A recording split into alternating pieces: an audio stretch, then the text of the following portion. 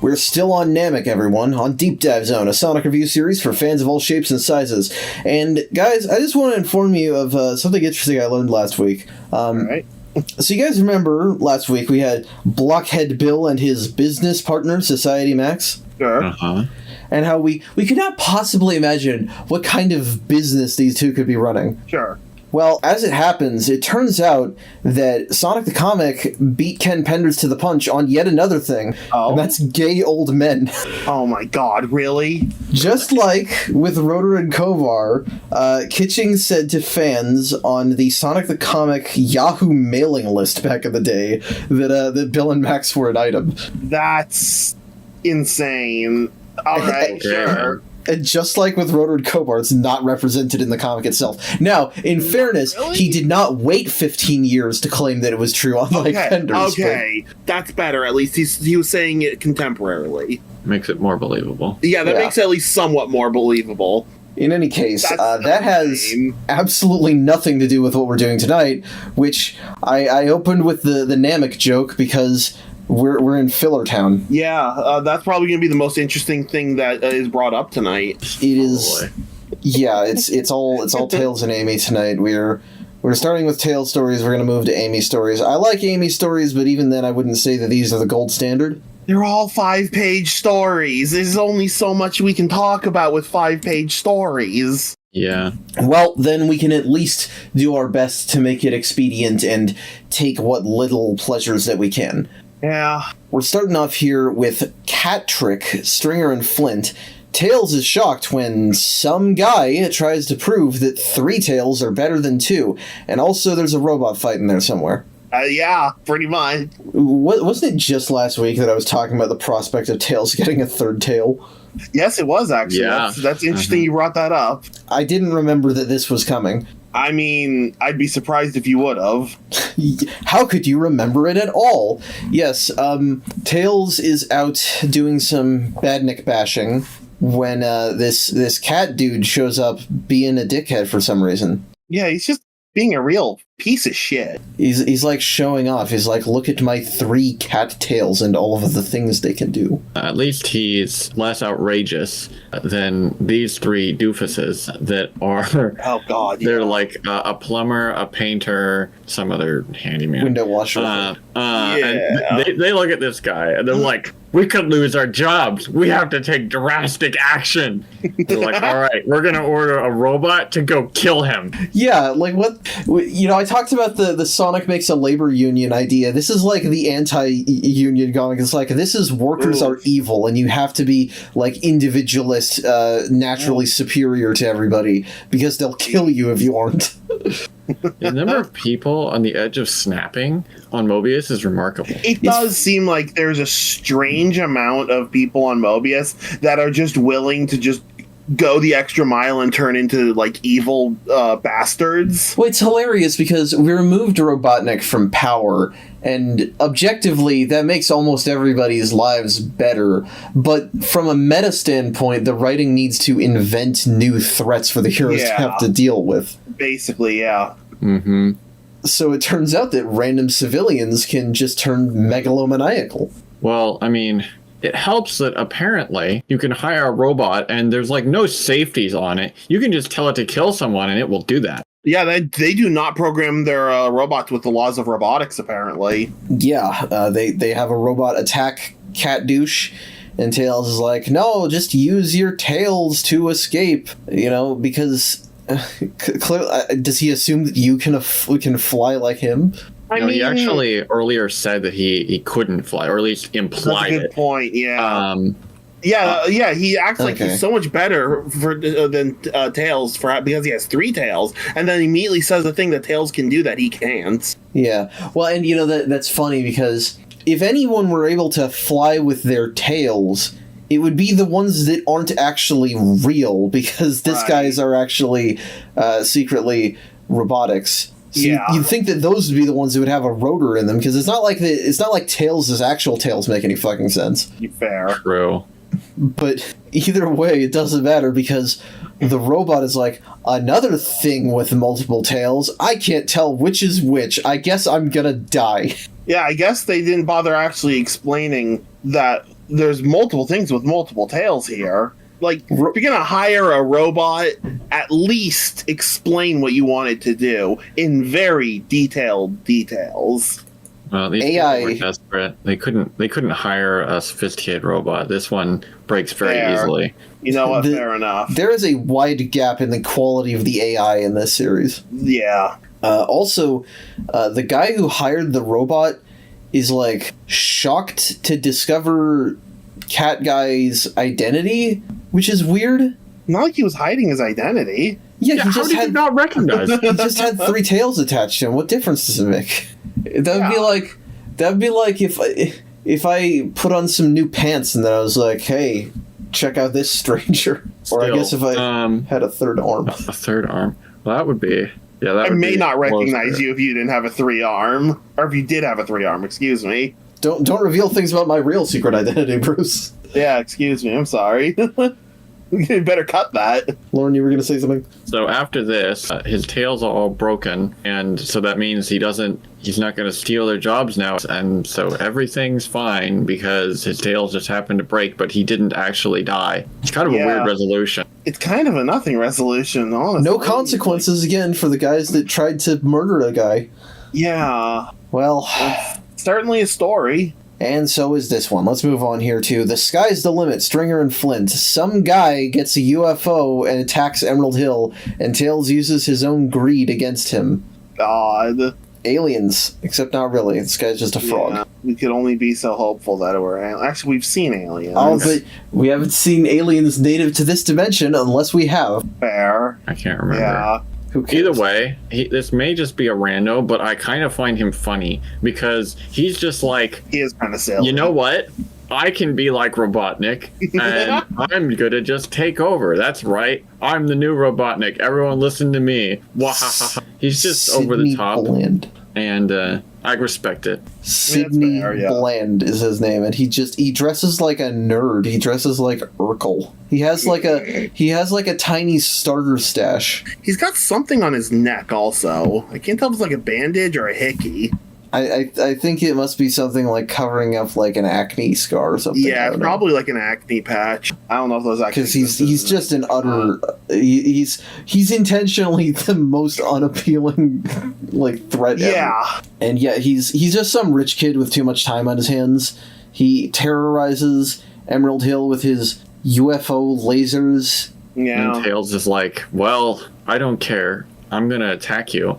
And he's like, but beware. I've practiced being greedy and selfish. Like, that'll help him. I've trained being greedy and selfish. Damn, bro. I read Atlas Shrugged 100 times. God. When Tails gets close, he just flies up into the stratosphere where Tails can't breathe. Is it because he couldn't breathe? I got the impression he just, like, couldn't fly.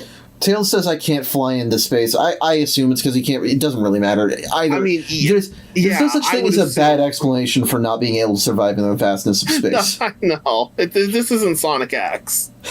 I knew you were going there. He could have just followed him, so be grateful that he didn't. Oh, I know. But yeah, so he's up there, he's hanging out, and they're like, well, we can get him back down because he's greedy, so we're going to lure him using rings. Rings? Those are rings in these comics? I mean, yeah. We've seen like the transport rings recently, and in the very beginning, there were occasionally rings. Like the machine was powered by them in the first one. But like we have seen so few rings. Well, and the news report puts it as valuable gold rings, and these things are giant and they're physical. It's not like they're magic. Yeah, so. I guess these are really just... They can't have put rings in here, and these aren't supposed to be, like, Sonic game rings. At the same time, they're not making a big deal out of them either. Yeah. Not really. They just kind of like, yeah, ring. Well, it's like if they had made them any shape other than a torus, then it would basically... Like, he could just have them be gold bars. Because it matters more that they're gold than that they're rings. Anyway. So yeah, that lures him to come down and take them. But the weight makes him too slow to outrun Tails to space, so Tails beats him and smashes up his thing. And hey, someone actually got put in prison. That's true. He did get to prison. That's true. It does happen like 1 in 5 times, maybe. He's still got a lot to learn about being like Robotnik because he just kind of wimps out when he loses. He's supposed to like swear revenge when he loses. Yeah, you gotta remember the bad guy always gets away. So, now let's do another one of these, because it's gonna be another of the same formula. Sort of. Technically, it's a little different, but not that different. Anyway, we have Dr. Genius here, Stringer and McMahon. A mad scientist regales the audience with his history of trying to conquer the heroes.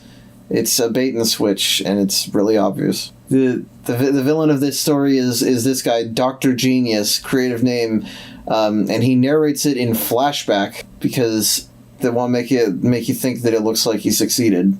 Right. I mean, like, what, he succeeded and so he went on vacation? That doesn't quite seem where a criminal goes. I mean, my life be like if I robbed the Quickie Mart. Yeah, I don't know. It's really weird. Yeah. And look, it's Sonic weird. is on TV. He is in these comics. Yeah, this episode has a Sonic, a drawing of Sonic at least. Yeah. But yeah, this guy's story is that he got jealous one day of the heroes beating mad scientists all the time. So he really wanted to be beaten as well. Like, what kind of motivation Apparently. is that? Yeah, it's like, come on. They beat everyone. Just don't. It's okay. He invents force field backpack that repels anything that is tried on him. That's sort of like the bubble that Sonic was trapped in like 2 episodes ago. It is very similar. Yeah. The way it's thwarted is also kind of similar. Yeah, Tails and this guy with a gun try to stop him from robbing a bank. The force field obviously makes the bullets bounce off. This art is making this story kind of incomprehensible. It's the yellow lines everywhere from McMahon are not amazing, and McMahon's general flat style is, I don't think, well served to what's supposed to be a complex action scene. I don't know. But the force field works too well, and all the money he's trying to grab gets repelled. So he turns it off to get a hold of it, and then Tails punches him. I don't know if Tails knew that was kind of going to be how it went, but he is like, well, I have a feeling that he's going to mess up. I'd like to think that Tails is being smart, but maybe he's just genre savvy. I've gotten used to these villains being stupid. It's probably a combination. Yeah, and the idea is that he's supposed to look like he's, having fun at the beach and everybody is happy because he succeeded, but it's actually just a poster in his prison cell. So, hey, another guy that went to prison. Yeah. Yep, and apparently his name is really stupid because it's actually just like a name that the other prisoners have given him. Because, yeah, sarcastically. I agree with the other prisoners. Let's move along here to Bite Back, Stringer and Flint. Tails has to win a boxing match against Robotnik evangelist Sleek the Panther, but some insects have a different idea? For some reason. Gosh, it's this comic. Okay. Yeah, we'll get there in a minute. First, though, I think the writers are trying to cover for the fact the cult of Robotnik somehow is still around and people don't really pay much attention to them, because it's just like, oh, most people in this cult are kind of just weak-willed and not really a threat, but some of them are really dangerous. And I'm just like, literally every story we've seen them in, actually, at least somewhat dangerous. Yeah, certainly someone you wouldn't want running around. So it's funny that now they're trying to dial that back. But then, of course, they're going to have a member here that's actually, again... I mean, I think the idea, because it says they're weak and follow Robotnik out of fear, and that I think that would still describe the ones we've met, because the ones we've met, even though they are dangerous, they're not physically strong. I guess, but the fact that they say they're no threat to society, I don't know about that one. Yeah, I don't know about that one. But Sleek the Panther here, he's buff, he carries boxing gloves, and he's challenging Tails to a duel in this worm village, or what are these, salamanders maybe? We're gonna challenge the child who is a fucking quarter of your height to a boxing match. That really makes you look dangerous, bud. Oh, they don't have arms. I thought they had arms, or they're just snakes, actually. Yeah, but for it saying some, however, are far more deadly, and then it's this adult man wanting to beat up an 8-year-old. Yeah. And yes, Tails is I'll fight you, but then he gets punched because there's an itch in his fur distracting him. this comic is absolutely cranked, if I'm honest, because what it turns out to be is that there are fleas, gnats, and ants in Tails' tails, and they're campaigning for equal rights. Tails, you should really go take a shower. Well, the implication is that they went there to bug him on purpose. Yeah. I mean, maybe it's a combination of both. But, okay, first of all, I like that the writers are acknowledging the fact, like, Charmy exists, and they're just like, oh, yeah, no, we're just smaller bugs. But it doesn't mean we're less important than the rest. Like, gosh darn it. And then Tails' answer here is like, oh, well, maybe if you helped out the community, people would respect you more. I don't know about that answer, Tails, but I mean, to be fair, he is just a kid. Like, he doesn't necessarily have a grasp on more complex concepts. Yeah, fair. It's weird because they make Tails the icon of their oppression. They're like, it's people like you that are the reason we suffer, or whatever. And you don't have a right to be on his body, even if you did come here just to do that. But whatever.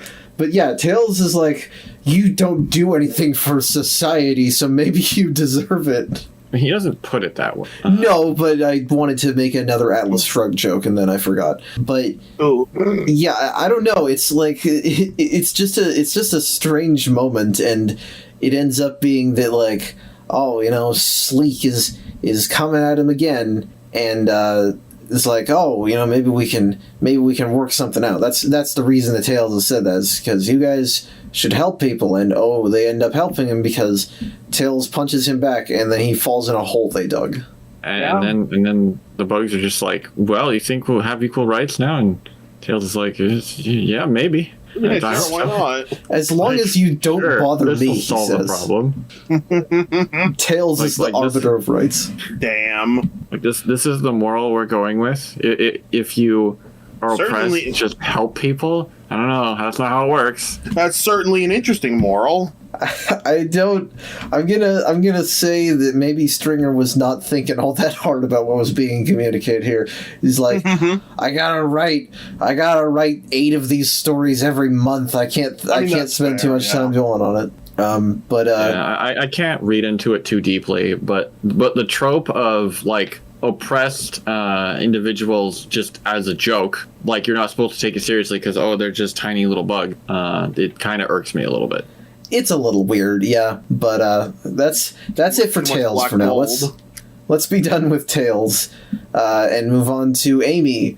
And we're starting here with the Lump, Stringer and Flint. Amy and Techno are tasked with fighting a strange monster that has allegedly been terrorizing Timber Village Zone. 6 out of 10? But things aren't all that they seem. Oh my god, it's Majin Buu. Realize.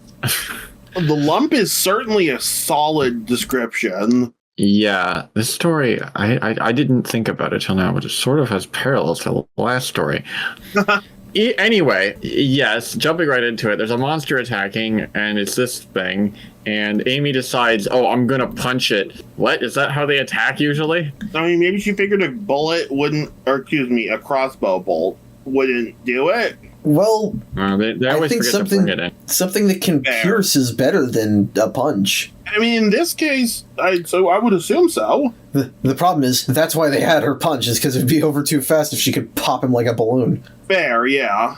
But yes, they come to this village and they say, there's a monster on the loose, and then he shows right up and says, rah! But they can't damage him because he's made of too much flab. And, Amy, it's funny, Amy bounces off and Techno says, relax, Amy, I'll catch you, and then she doesn't. I didn't even notice that. Techno, you're not reliable.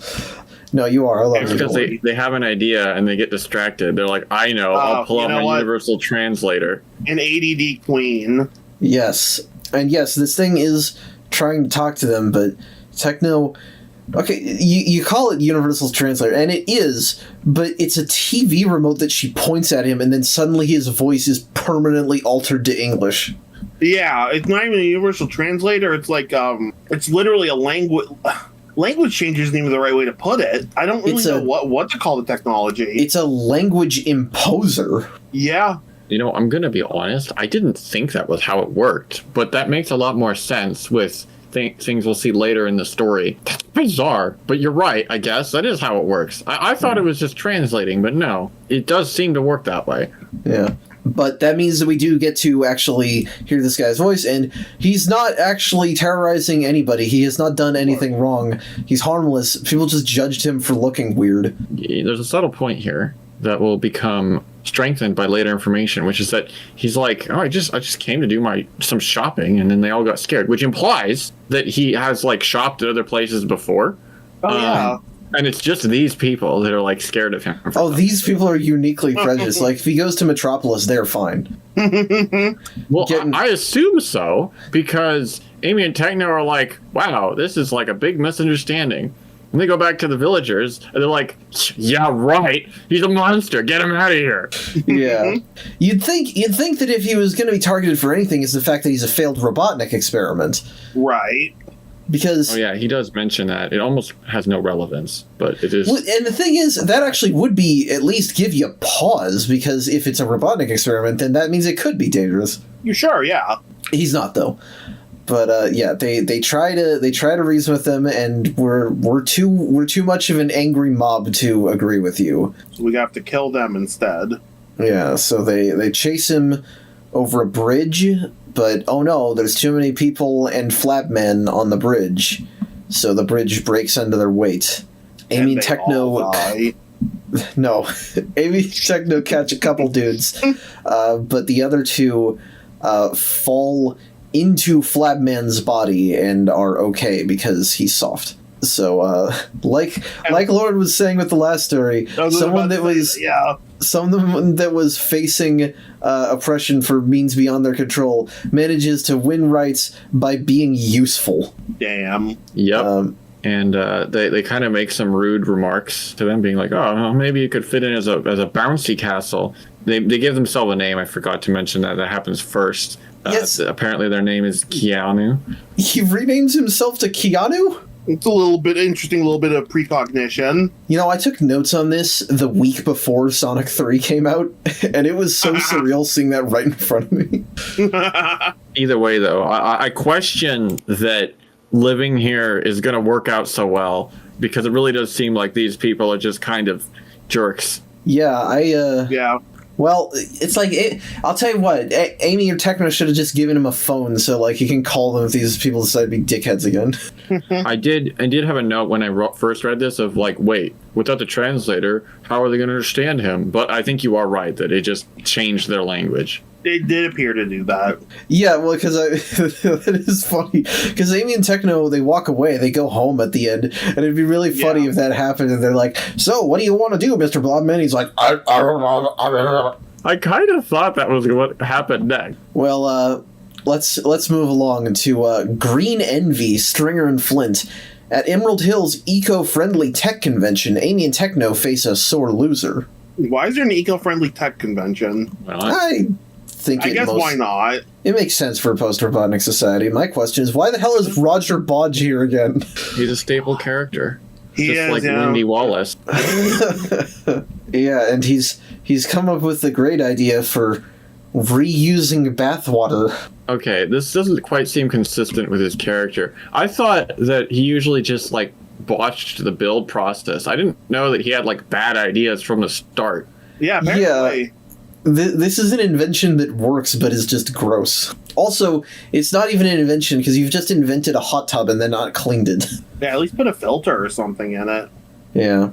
Yeah, we have the tech convention. That's the first thing we see, and then the only other contestant we see before Techno's thing is the most obviously evil bat guy I've ever seen. Yeah, I'm like, who's going to be the villain in this story? I don't know.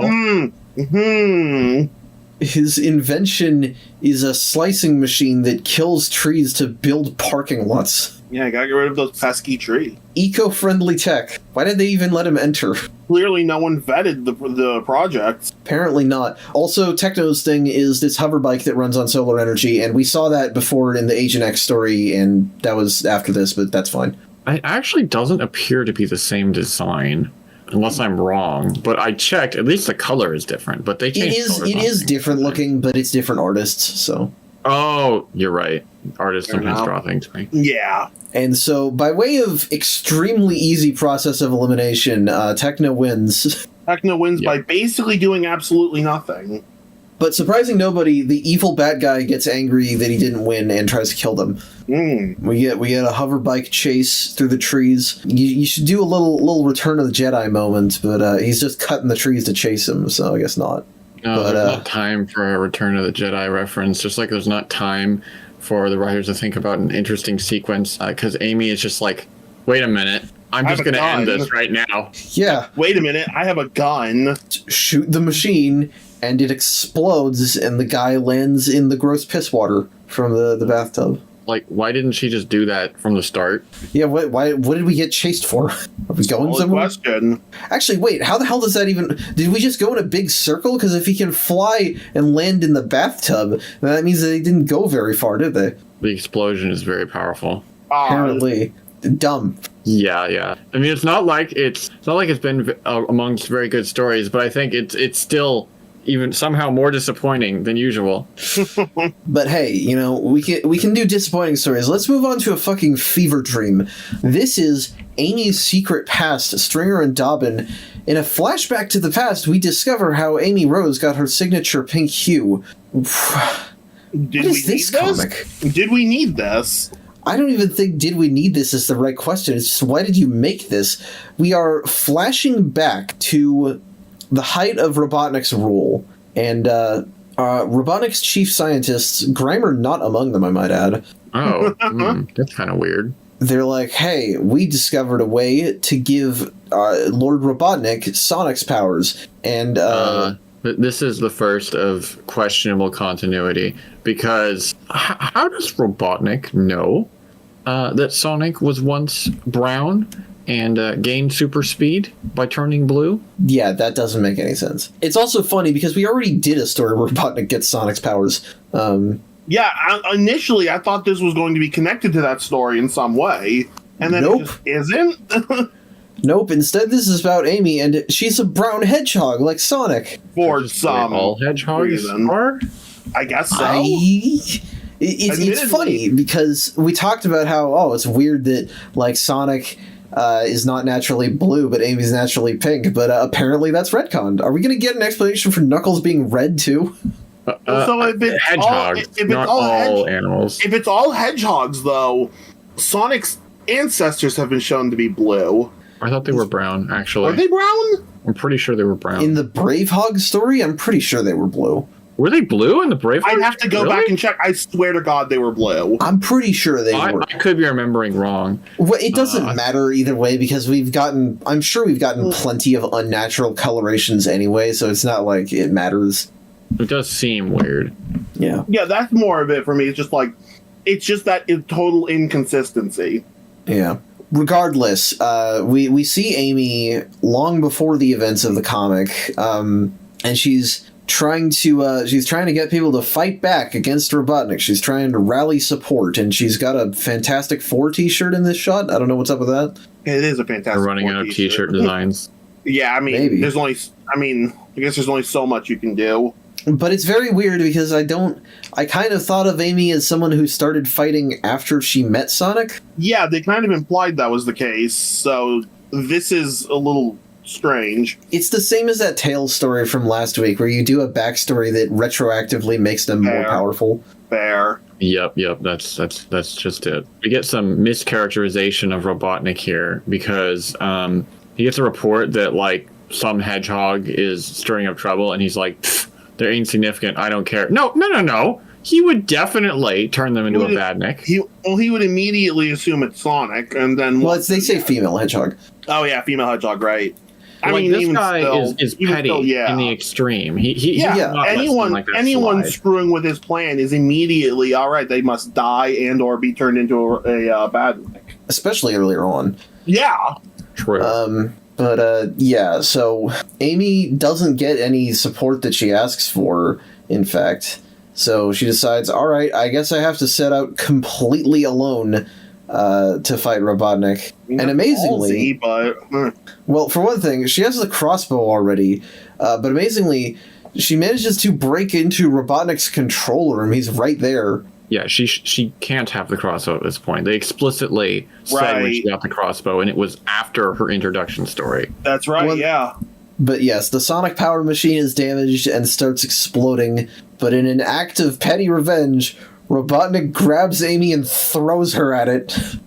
Alright, sure. It does not damage her, though. It just turns her pink.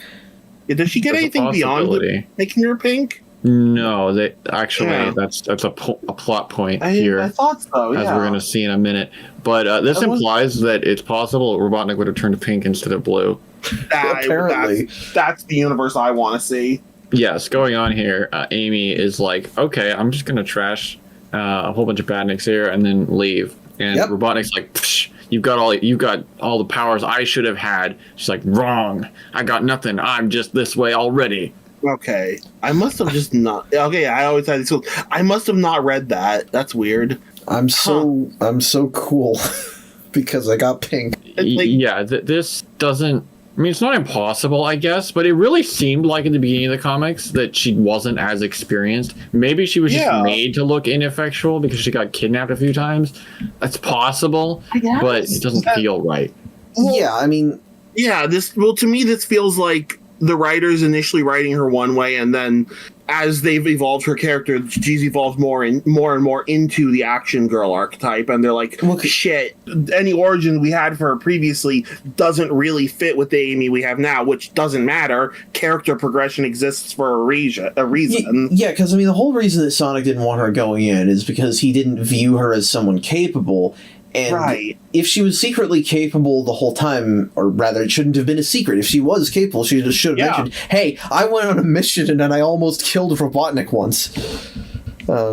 Yeah. But obviously that was retcon, so I don't know. The Tails one at least, felt like a backstory. This feels like a joke. Kind of. It almost feels like a parody of Sonic. Yeah, exactly. With Amy. And it's a shame because I would like an actual Amy backstory. There's basically no, between this and Archie, there's never really been something that goes in on what Amy's life was like before she met Sonic. Yeah, I mean, it would be interesting.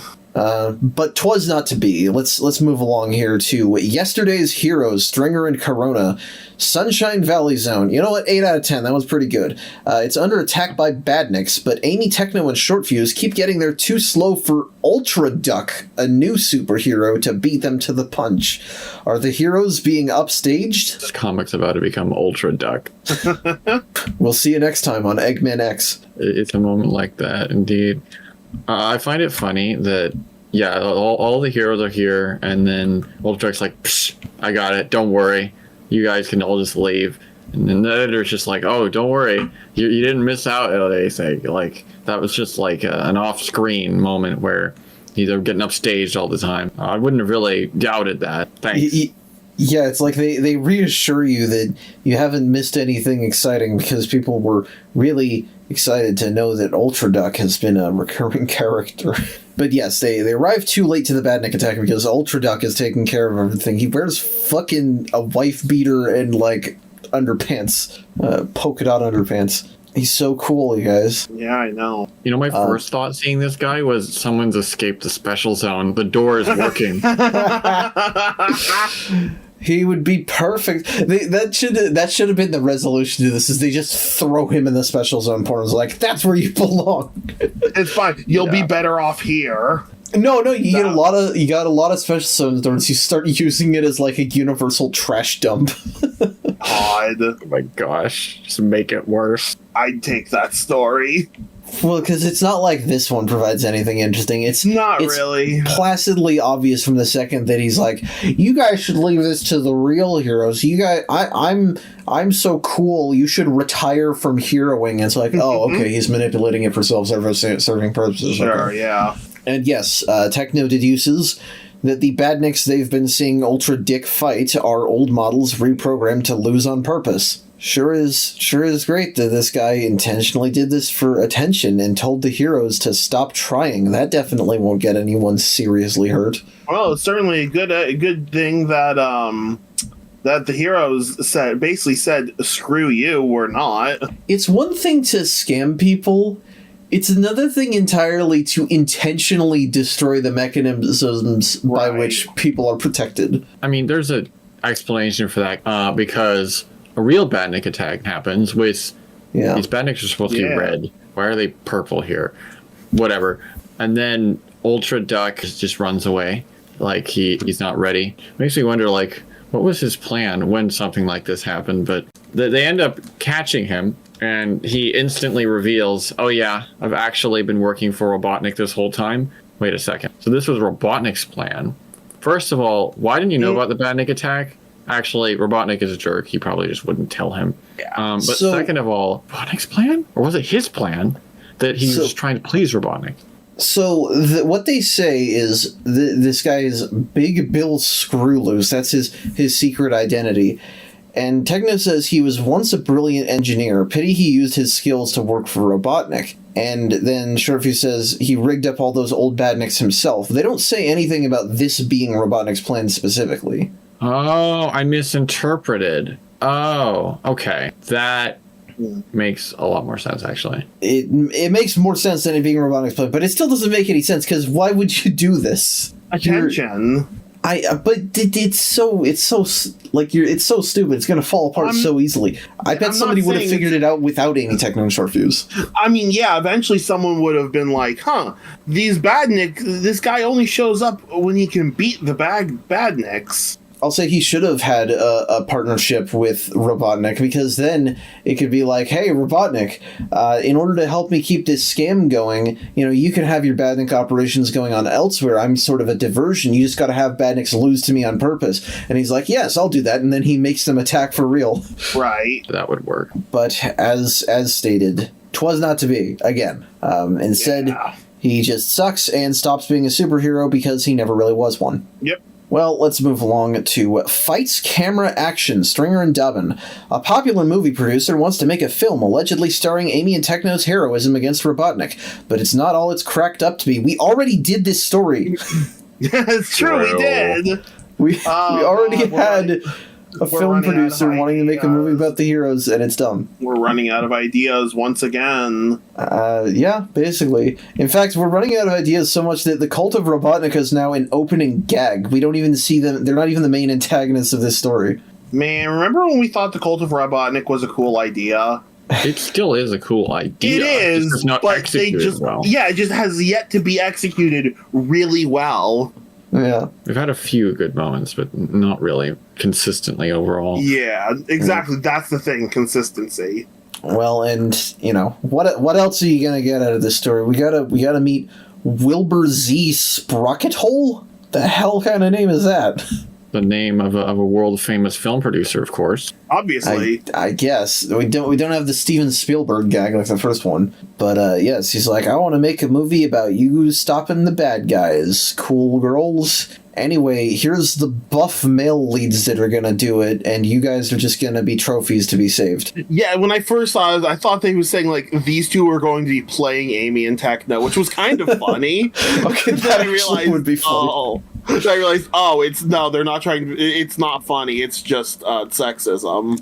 Yeah, it's big feminism moments like that Archie story with the talking dolls, but well, and okay, I thought that was going to be the twist on this, but the end. What ends up happening is that the producer is not even maliciously doing anything like this. He's just really stupid and using real badniks for his stunts. He says, like, badniks are cheaper than using special effects. Is Robotnik just selling badniks to people? Well, I assumed this is like a previously scrapped badnik or something. But so people are still trying to repurpose those? I guess so? Maybe Robotnik really needs the money? I like that idea better. Well, yeah, that's a lot funnier. That he's just selling to people and they act normal unless they see, like, one of his enemies, and then they act out. Right. That's a much funnier idea. It's ridiculous. But so Amy and Techno have to save all these losers. I like that there's that line in the sexist script about, like, ew, I broke a fingernail. That's one of the lines. And then one of the big dudes as he's running away is like, I can't fight them, I just had a manicure. Yeah. It's a cute little... We're reversing the masculine-feminine dichotomy. But Anyway, we fight the badniks. We swing on Amy swings on a rope and kicks the badnik's head off. It is not a strong joint. Yeah, that's what I think. That was what made me think that these are like previously scrapped badniks. But yeah, they save the day. The movie's ruined. Good riddance. And no, I don't have anything to say. Whatever. I don't think there's anything else to say. Well, at least we'll have something to say about the return of Fabian Vane. Oh boy! Darn it, he's a mainstay too. This is Vane Hopes, Stringer and Dobbin. Fabian Vane is kidnapped, and Amy and Techno are on the case against their better judgment. Against their better judgment. And can you explain what's going on here at the start of this story? Because, like, he's, like, at an opening of a supermarket, but the owner is like, hey, don't sing, just open it. Like, why'd you hire him? Yeah, exactly. well, I mean, I think it's like he's the cheapest celebrity guest we could get, or something like that. I guess. It's like you'll be here to open the supermarket. You just like we have to find some well-known person in the local area. Yeah, but then he tries to put on a concert anyway when they didn't ask him to. Would be my guess. Yeah. Okay, that makes sense. And yeah, he sucks. So. As soon as he cuts the ribbon, though, this ship flies down. They capture him, and this guy says, "We demand mucho money, or you'll never see him again." To which someone responds with, "Is that a promise?" Yeah, apparently no one likes this man. The thing about ransom is that people actually have to want the guy back. Exactly. So if no one wants him back, well, shit. There is actually an explanation for that coming up, though. Well, yeah. Oh, I know. But I do like that everyone just hates this guy. It's much better than everyone like hating on Charmy for no reason. Yeah. Well, because Charmy never did anything wrong. This guy is exclusively a scumbag. Exactly. Yeah, it is funny that the public is generally delighted, but they learn, oh, he's kidnapped. And they're like, all right, well, we better go rescue Fabian Vane. And I love this frog guy who's like, oh, I'm sorry to hear that. Yep. So they're out in Rocky Valley Zone, which I think we've been to before, right? Sure, why not? I can't remember. That's one of a lot of very similar rock and valley related zone names. When we're done with Sonic the Comic and doing a retrospective, we should get all the zone names and put them in a tier list. Damn straight. That can be your job. I'll do it. All right, cool. Yep, we're doing it. So they're out in the boonies, and they find a Fabian Vane fan club badge, which should let you know that there's something fishy going on, because nobody's a fan of Fabian Vane.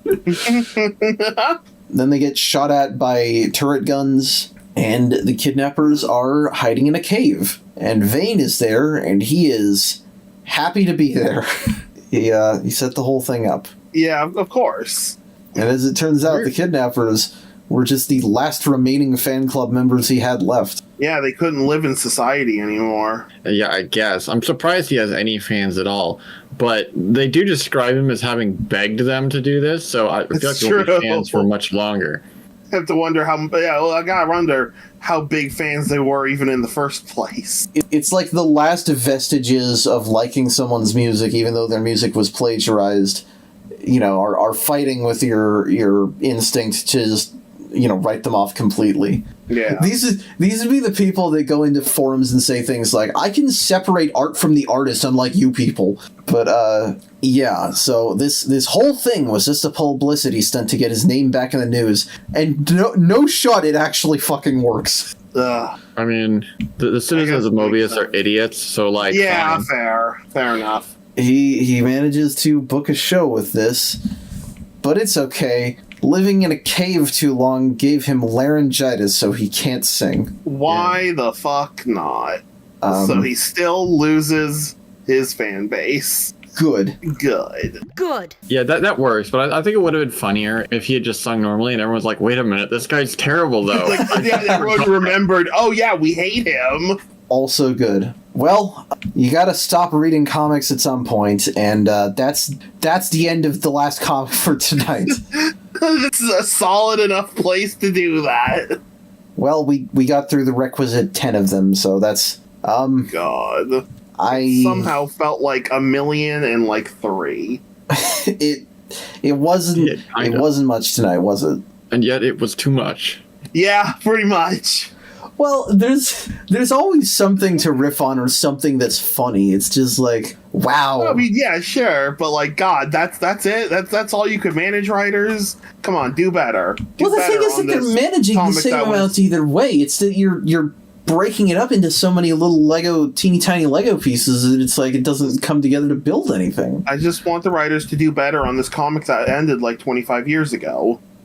That's so much to ask. Yeah, come on, it's not too much to ask. I think I've made that joke before about Archie. If it's any consolation, we will have slightly more next time. It's not going to stop being Amy and Techno, but we'll have more world hopping adventures, and then we'll go back to Sonic, I think. Cool. But with all, glad to see the blue bastard.